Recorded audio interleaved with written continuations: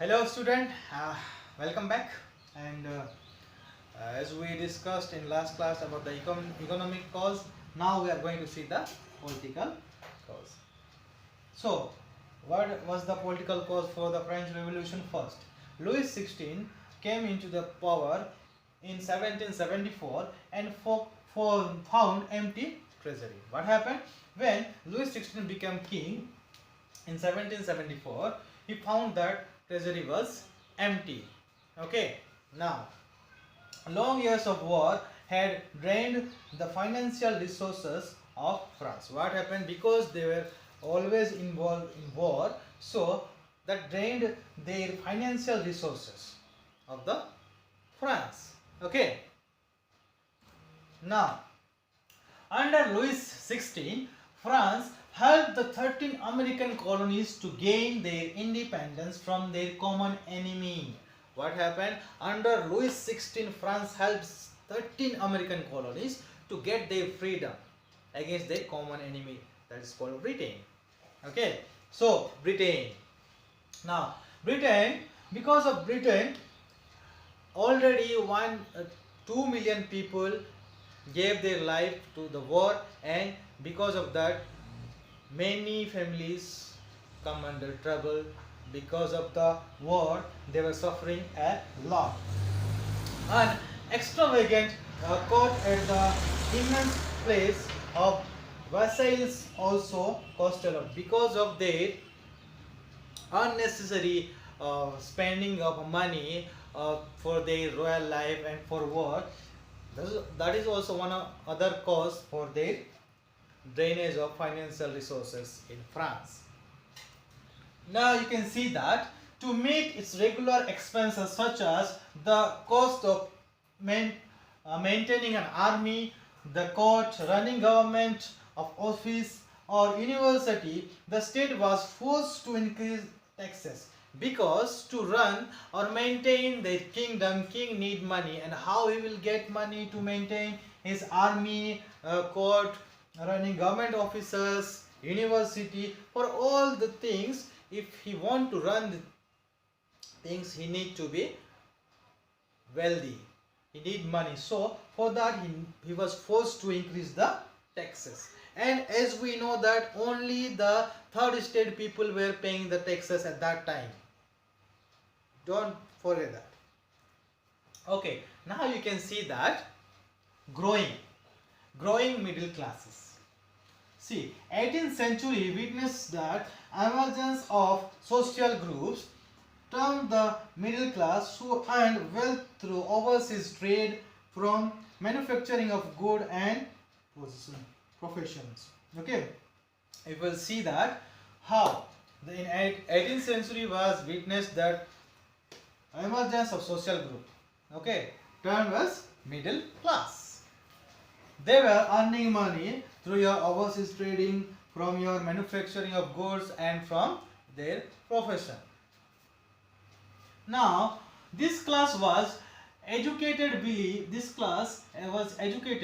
believed that no group in society should be privileged by birth. As we know that the upper two class state, they were getting special privilege by birth. So the third state people, those who were educated, they believed that no one should get special privilege by birth in their society. Okay, they were inspired by the ideas put forward by the various philosophers and become a matter of talk intensively for these classes in salon and coffee houses, and spread among the people through books and newspaper. What this was inspired by, these thoughts were came to the mind of the people, and it is inspired by the various philosophers, and it became the intensive matter of talk in the third state or in these class people. And where they were talking? When they were gathering in saloon or coffee houses. And how they were getting this idea and thought? They are getting these things from the books or newspapers. Now, the American Constitution and its guarantee of individual right was an important example for political thinker in France.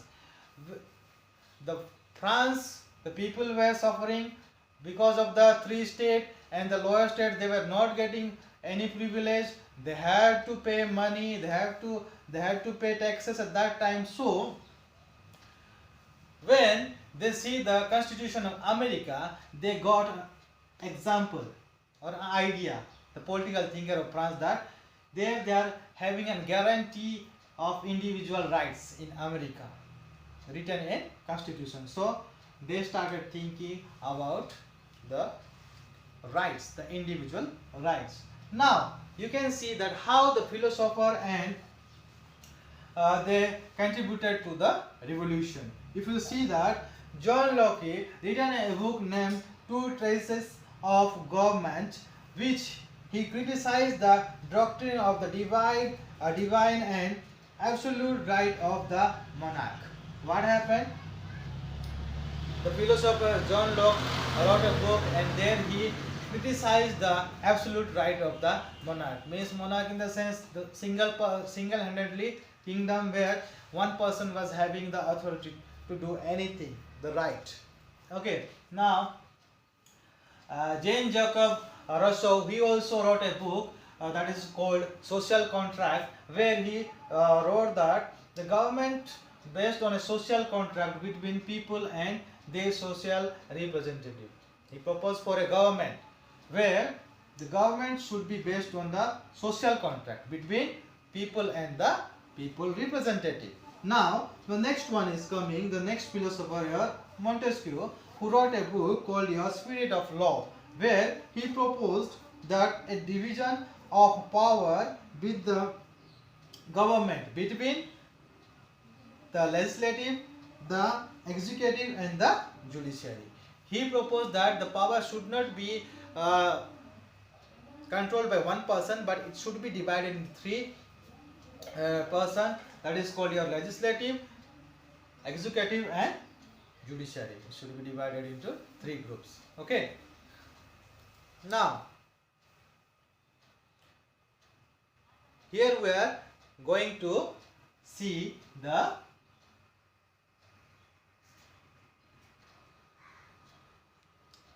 outbreak of the revolution. So till now what we learned today, the political cause, how the political cause is affected the revolution. If you see here that Louis XVI,